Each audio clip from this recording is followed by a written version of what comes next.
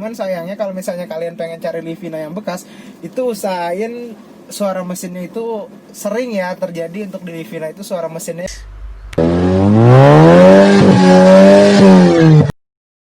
Ya, WhatsApp sih. Kita udah lama gak syuting di luar karena pandemi ini dan juga PSBB ini, tapi keadaan mewajibkan kami harus syuting review ya. Karena penghasilan YouTube kita dari turun drastis.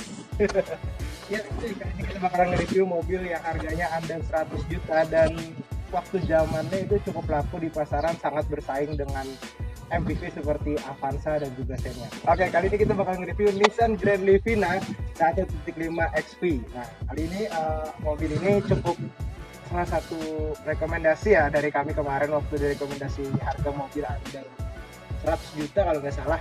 Nah, kali ini kita bakalan ngulik mobilnya langsung. Gimana? Oke, kita bahas langsung bagian depannya dulu deh.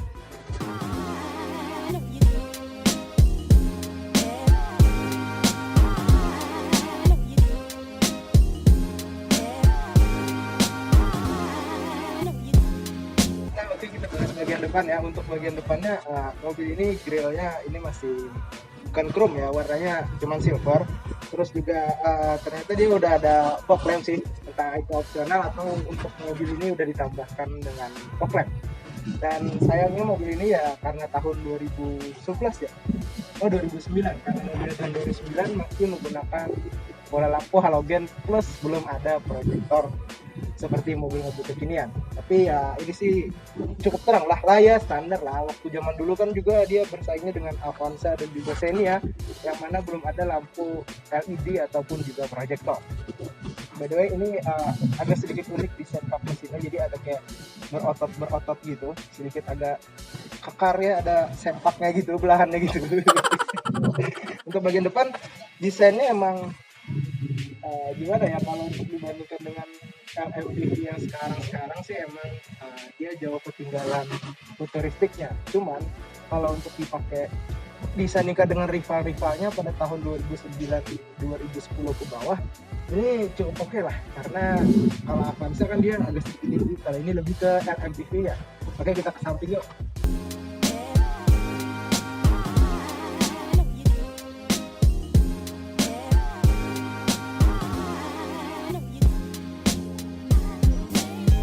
Oke, kita lanjut ke bagian sampingnya. Nah, untuk bagian samping ini sangat disayangkan juga. Spionnya bisa diatur secara elektrik, tapi belum auto retractable. Jadi harus dilipat secara manual. Dan setnya juga masih di sini ya, belum di spion. Ya wajar lah untuk ukuran tahun 2009-2010 ke bawah. Ya masih ada anak nangis sih. Oke, nanti kita tipis-tipis kasih backsound aja ya. Tapi semakin naik suaranya. Oke, by the way, kalau ini mobilnya udah ada roof rail, entah itu tambahan atau opsional dari bawaan asalnya. Cuman ini sih besi ya. Ini sih oke lah, bisa buat bawa barang nih. Cuman nggak pernah sih gue nemuin orang yang taruh barang di kota di sini sih. Tapi mungkin supaya kesannya lebih kayaknya tambahan sih, soalnya kan ini mobil second juga bro. Oh iya, ini tambahan ya, mungkin orangnya suka bawa barang banyak gitu ya. Dan ini kaca filmnya udah dikasih solar guard ya, cukup lah kalau ini kelihatan gelap, tapi dari dalam itu masih terlihat terang. Oke, kita bahas sedikit untuk bagian depannya. Dia sudah menggunakan cakram, cuman yang belakang masih belum ya, standar lah. Dan juga dia menggunakan ban Bridgestone, entah ini udah diganti sih sama pemiliknya. Ganti sih kayaknya. Kalau Livina ini kalau nggak salah Dunlop bro, bukan Bridgestone. Ya? Oh. Biasanya Honda yang Bridgestone. Oh, Bridgestone ini opsional ya, yang karena 2009 kan Iya. nggak mungkin nggak ganti nih. Dan usianya juga iya, kan. ukurannya 185/65, oh ini ring 15. Nah, bicara sedikit soal Livina, kalau tahun 2011 ke bawah itu velgnya ya modelnya kayak gini. Cuman kalau yang lebih sedikit terkesan sportinya itu di tahun 2011 ke atas. Dan sayangnya mobil ini dia belum ada ABS, EBD, BA juga ya. Tahun waktu itulah ya, LMPV kan ya, wajar lah. Dan juga airbag pun juga belum ada di mobil ini sayangnya. Tapi jarang ya pakai buat kebut-kebutan buat nabrak ya ini mobil ya. Jadi ya it's okay lah. Kan Avanza juga belum ada airbag kalau nggak salah di tahun 2009 itu ya. kecuali kalian punya mobil yang tahapnya lebih mahal sedikit. Ini kan dulu waktu Pansa aja mulai tahun 2013 kan bro, baru mulai ada airbagnya kan. iya, dan ini juga kalau misalnya di bawah 200 juta dulu harganya ya, waktu dulu sih belum ada ECGC kayak Sigra Kalia itu di bawah 200 juta kalau nggak salah kan. Makanya ya wajar apa fitur keselamatannya ya lumayan minim lah, karena sekarang, tapi kalau Jepangan sekarang udah lumayan lah fitur-fitur keselamatannya. Dia kalau dimirip-miripkan kayak Mobilio sih ya, lebih ke LMPV gitu. Dan juga sayangnya ini kalau kita coba tes tebal platnya gimana nih? Oh, lumayan sih ya kalau dibandingin sama, kalau gua sih ya bandingin sama Kalia dan Sigra, ini lebih tebal Indo cuy ya. Beneran, ini platnya lumayan tebal lah kalau kita kotak-kotak gini. Dan ini opsional ya, dikasih krum-kruman gini biar lebih terkesan ya oke lah, dari pemiliknya, opsional aja sih. Oke, kayaknya udah ya untuk bagian samping. Nah, nanti dimensinya gue taruh di sini aja informasinya karena gue nggak hafal juga berapa panjang dan lebar dan tingginya. Oke, lanjut kita ke belakang deh.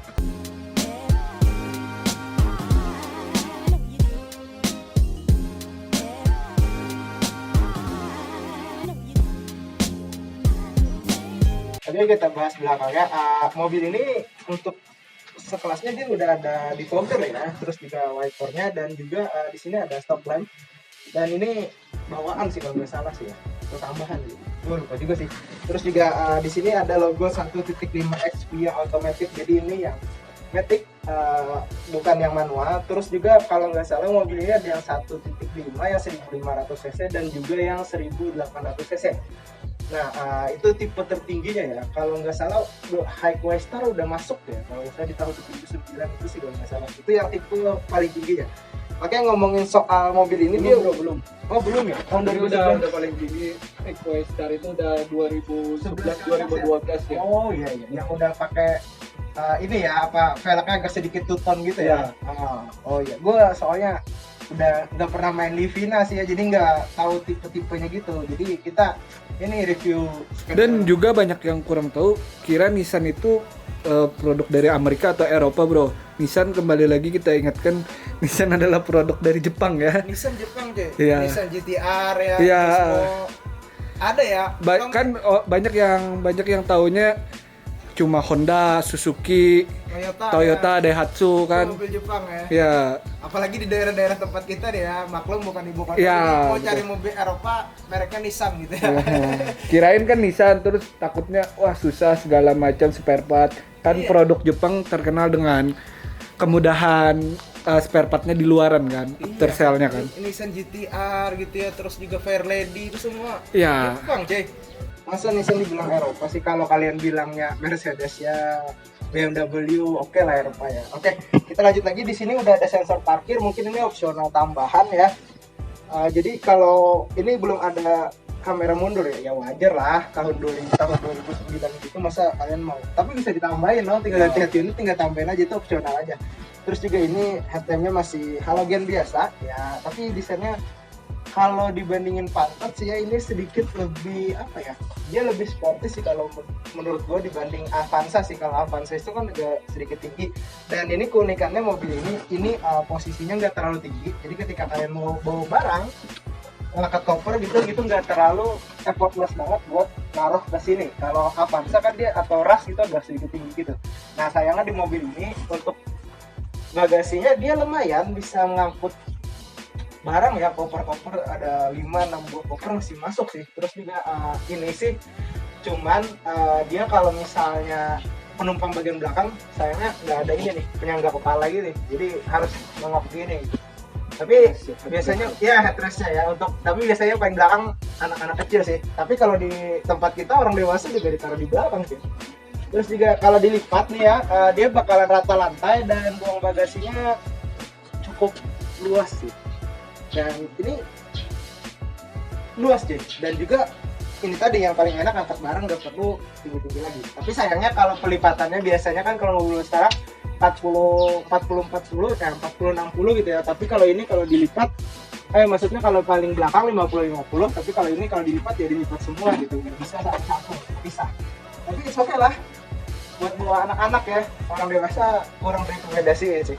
Dan ini juga joknya udah diganti ya, jadi yang bukan bawaan lagi. Kalau bawaannya itu apa ya, bukan kulit juga sih ya, sintetis ya, cuman pabrik gitu ya, pabrik. Nah, kalau ini udah diganti sih, jadi oke lah.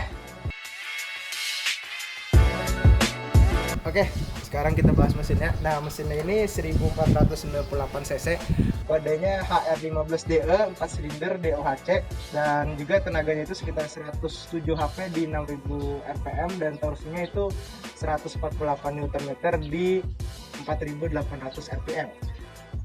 Secara ini ya, komentar-komentar sih gue baca sih ya, banyak yang bilang kalau untuk transmisi otomatis ini untuk putaran bawahnya dia apa ya, nanti deh kita cobain aja deh pas test drive ya. Jadi kalau misalnya emang kencang kita kasih tahu kencang, tapi kalau misalnya lemot kita kasih tahu tunggu dulu deh, nanti kita cobain aja langsung. Oke, belum ada ABS, EBD, jadi standar mesinnya gini, cukup rapi juga. Terus juga belum ada peredam, dan ini akinya baru sih, lebih gede daripada yang standarnya dari Livina ini. Kayaknya itu aja sih ya mesinnya. Oke lah, kita masuk ke dalam yuk.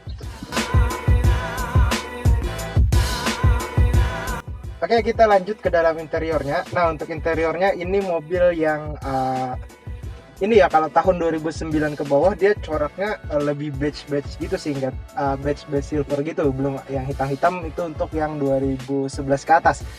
Dan juga untuk joknya ini karena udah diganti, aslinya bawaannya bahan pabrik ya, kecuali untuk tipe Ultimate yang paling tinggi ya, itu yang udah pakai jok kulit. Nah, untuk head unitnya ini juga asli atau diganti ya, cuman ini bawaannya pun juga masih single din dan juga belum layar sentuh, tapi ini diganti juga yang merek divisi, entah itu bawaan atau opsional, tapi sudah ada USB nya, jadi bisa dicolokin HP ke mobil ini. Mobil ini belum ada airbag sayangnya. Terus juga di sini untuk laci penyimpanannya cukup gede sih ya, untuk bawa berangkas gitu sih, bawa kertas gitu. Di sini juga ada cup holder, dan juga ini otomatis 4 percepatan. Terus juga di sini sayangnya bukan armrest ya, jadi posisi kita nggak bisa untuk naruh tangan. Ini box kecil doang sih untuk naruh minum gitu. Dan juga ini cup holder juga buat naruh minum. Terus juga by the way, kalau untuk spionnya, oh ternyata ini belum bisa diatur secara elektrik ya, jadi harus manual gitu. Terus juga ini sih oke sih untuk tutup kuncinya, dan juga ini untuk MID-nya dia kelihatannya, kita lihat simple banget sih ya, karena emang mobil MPV ya, dan juga tahun 2009 standar lah. Oke, untuk spion di sini juga dia udah day and night view. Terus juga di sini sayangnya belum ada kaca untuk penumpang ngemudi dan juga untuk penumpang baris depan. Terus juga kalau untuk mengatur jok, dia ternyata belum ada head adjusternya ya. Jadi cuman bisa reclining dan juga cuman bisa sliding down. Oke, untuk pengaturan setirnya cuman bisa tilt steering ya, belum teleskopik.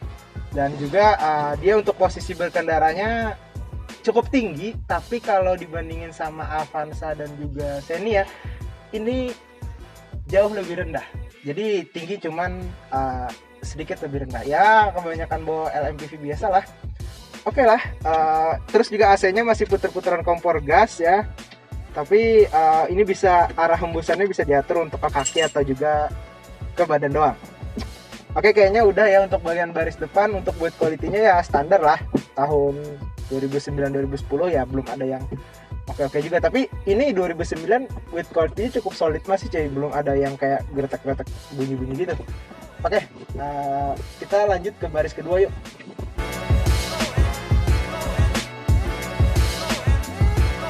Oke, dan juga untuk mobil ini plafonnya sudah diganti juga ya, jadi lebih warna orange ya.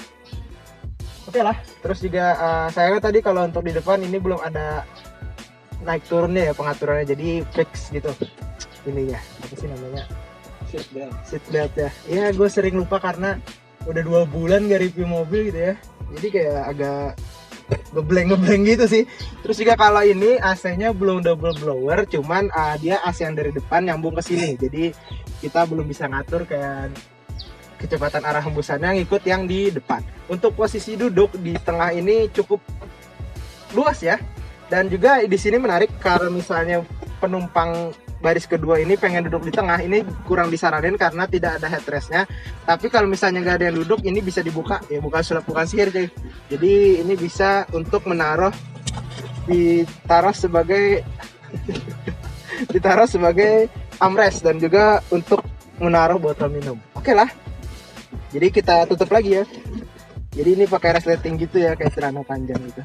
Oke, kita duduk ke paling belakang. Apakah sempit ya? Mungkin tidak direkomendasikan untuk orang tua, tapi kita cobain dulu. Oke, kalau misalnya Avanza atau Xenia itu kan ya, kenapa Avanza sama Xenia terus? Karena emang rivalnya pada tahun itu ya itu gitu.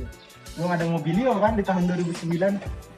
Terus juga ini pelipatannya dia bukan yang one touch tombol, jadi one touch sliding. Jadi tinggal kita tarik dan itu kita dorong. Nah, jadi nggak lipat langsung kayak mobil Toyota gitu. Oke, kita masuk deh ke belakang deh. Oke, kita duduk di baris paling belakang. Nah, ini posisinya kalau misalnya penumpang baris kedua ini bagi dua ya, jadi agak dimajukan, jadi lumayan legroomnya itu lumayan ada. Tapi kalau misalnya dimundurin habis, dia bakalan legroomnya mentok.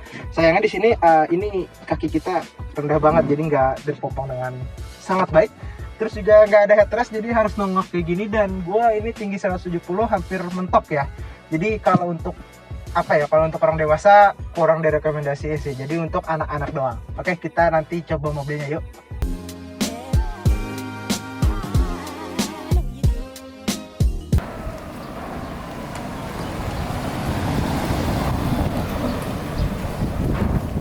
Oke cuy, sekarang kita mau cobain mobilnya, kita test drive sekitaran komplek aja ya. Ini sekarang kita coba jalan dulu. Oke, dan juga ini jalannya agak sedikit rigid ya, bukan aspal. Terus juga ya jalan-jalan komplek lah. Oke, dari suspensinya kita bakalan ngerasain. Ini untuk jalannya agak sedikit bergoyang. Ini jalannya yang agak sedikit konturnya nggak terlalu rata gitu. Ini suspensinya masih oke lah, karena ini mobil tahun 2009, terus kilometernya sekitar 140.000. By the way, ini meskipun mobil udah kilometer 100 ribuan, tapi kalau misalnya dirawat dengan sangat baik, suspensinya diganti, terus juga olinya rutin, dia istilahnya inilah masih nyaman lah untuk dipakai untuk harian. Nah, ngomongin soal Livina, posisi berkendaranya seperti yang gue bilang tadi, dia agak sedikit tinggi tapi tidak setinggi dengan Avanza. Terus juga untuk responsif dari Matic-nya ini kerasa oke untuk putaran bawah ya, tapi untuk putaran atasnya dia agak sedikit lemot. By the way, ini kita nggak coba di jalan yang kencang-kencang banget, tapi so far sih untuk suspensinya gue rasa untuk belok juga dia nggak terlalu limbung-limbung banget lah, tapi handlingnya masih direct dan juga masih oke untuk sekelas mobil tahun 2009. Tapi kayak bawa MPV kebanyakan sih, ini dia tinggi, nggak berasa bahwa kita bawa mobil MPV yang gede banget gitu. Tapi overall kalau gue rasa ini mobil masih layak untuk dibeli ya, dari segi dipakai sih. Kalau misalnya untuk bawa 7 penumpang, ya sayangnya emang karena di belakang itu nggak bisa buat orang dewasa, tapi untuk anak kecil masih oke. Tapi ini cocok lah. Kalau ngomongin soal One Experience, mobil ini untuk perawatan dia nggak terlalu rewel-rewel banget sih. Cuman sayangnya kalau misalnya kalian pengen cari Livina yang bekas, itu usahain suara mesinnya itu sering ya terjadi untuk di Livina itu suara mesinnya yang ngelitik. Jadi kalau misalnya kalian cari unit bekas, usahain yang mesinnya masih bagus bunyinya. Terus juga untuk kaki-kakinya, so far sih sejauh ini mungkin karena ini udah diganti sama ownernya ya, suspensi ya, jadi dia masih enak. Tapi kalau misalnya keras dan lembutnya, ini tergolong lembut sih. Gue nggak bilang ini keras kayak Honda Mobilio misalnya, tapi ini sejauh ini ya kayak bawa MPV kebanyakan sih. Oke lah. Sayangnya untuk mobil ini kalian belum ada airbag dan juga belum ada ABS dan ABD, jadi agak sedikit lebih berhati-hati untuk berkendaranya. Tapi fitur keselamatan itu sebenarnya tidak terlalu menjamin kita ya, kalau misalnya kita berkendaranya juga yang sembrono gitu. Fitur keselamatan ini gunanya untuk mengurangi resiko kecelakaan.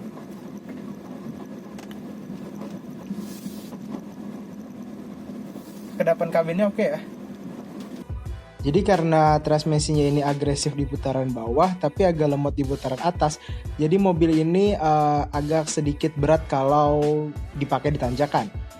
Tapi overall sih mobilnya cukup stabil dan juga untuk konsumsi dalam kotanya itu sekitar 12,5 km per liter dan untuk luar kota itu sekitar 18 km per liter menurut pengetesan kami. Dan by the way untuk setirnya ini lumayan sih, nggak responsif banget, ya standar lah untuk MPV di kelasnya. Next, kita ngomongin kelebihannya nih. Kalau kelebihannya, mobil ini lebih nyaman dikendarai dibanding dengan Avanza ataupun juga Xenia. Terus juga suspensinya ini terbilang lebih lembut dan untuk kecepatan tinggi masih terasa stabil. Kapasitas kabin pun cukup luas untuk di kelasnya dan juga kendaraan ini tidak rewel dan minim perawatan. Nah, tapi mobil ini juga memiliki kekurangan seperti desainnya yang sangat biasa aja apalagi dipakai di tahun 2020 sekarang. Terus juga transmisinya ini agak lemot untuk putaran tengah sampai ke atas. Dan juga mobil ini sekali lagi sangat minim fitur. Dan begitu sih beberapa kekurangan dan juga kelebihan dari Nissan Grand Livina ini.